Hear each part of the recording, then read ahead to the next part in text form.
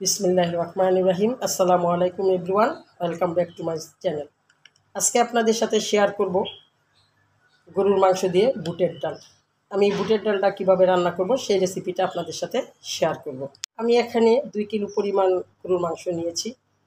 আমি একটু ডালটা বড় করে রান্না করব। এখানে আমি 1 কিলো বুটের ডাল নিয়েছি। বুটের ডালটা আমি আগেই সিদ্ধ করে নিয়েছি। প্রিয় ভিউয়ার্স, গরুর মাংস দিয়ে বুটের ডালটা রান্না করতে আমি যে পরিমাণ মশলা নিয়েছি দারুচিনি, এলাচ, লবঙ্গ এবং তেজপাতা। চুলায় আমরা প্যান বসিয়ে দিয়েছি। এখন আমরা প্যানে তেল দিয়ে দিব।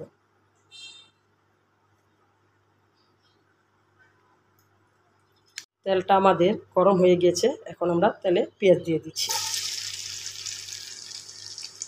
পেঁয়াজটা আমরা একটু ভেজে নেব। গরু মাংস দিয়ে যেহেতু বুটের ডাল করব, তাই পেঁয়াজটা আমরা একটু মোটা মোটা করে কেটে নিয়েছি। পেঁয়াজটা আমরা একটু ভেজে নিচ্ছি। পেঁয়াজে আমরা মশলাগুলো দিয়ে দিচ্ছি। আমরা মশলা এবং পেঁয়াজটা ভেজে নিব। মশলা থেকে ফ্লেভারটা বের হবে।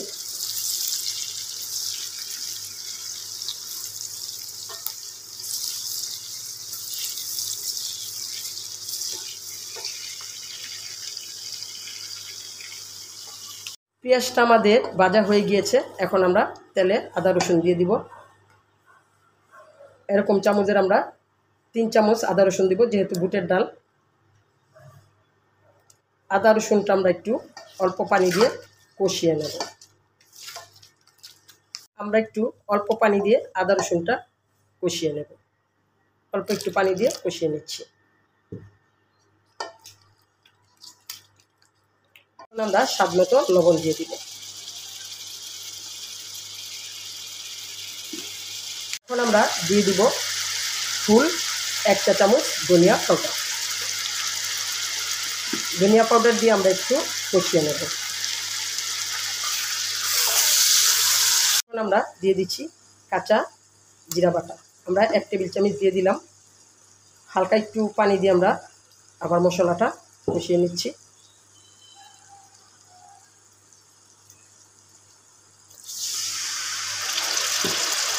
এখন আমরা 2 চা চামচ হলুদ দিয়ে দিচ্ছি।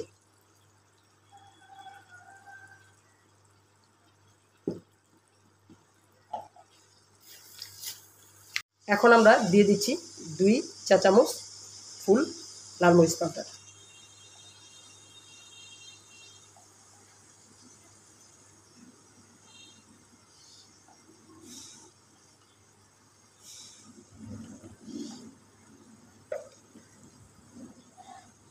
এখন আমরা মশলাটা ভালোভাবে কষিয়ে নেব। মশলাটা আমাদের কষানো হয়ে গিয়েছে। আমরা মশলাটা ভালোভাবে কষিয়ে নিয়েছি। এখন আমরা মশলার মধ্যে মাংসটা দিয়ে দিচ্ছি। মাংস এবং মশলা আমরা ভালোভাবে কষিয়ে নেব। মাংস এবং মশলাটা ভালোভাবে আমরা কষিয়ে নেব। আমরা এখন দিয়ে দিচ্ছি 1 চা চামচ গরম মশলা পাউডার। আমাদের মাংসটা কষানো হয়ে গিয়েছে। আমরা আরও 10 মিনিট কষিয়ে নেব। আমাদের মাংসটা কষানো হয়ে গিয়েছে। এখন আমরা বুটের ডালগুলো মাংসে দিয়ে দিচ্ছি। বুটের ডাল এবং মাংস একসাথে আমরা আরও 15 মিনিট কষিয়ে নেব।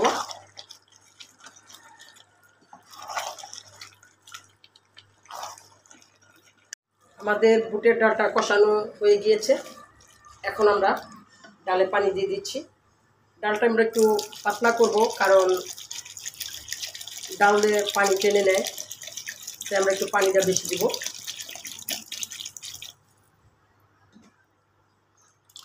আমরা ডালটা এখন পুরোপুরি রান্না করে নেব।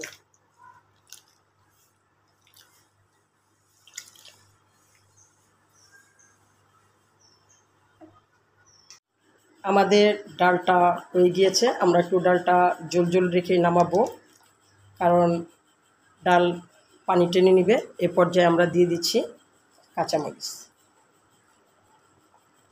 আমরা আর 2 মিনিট রান্না করে নেব।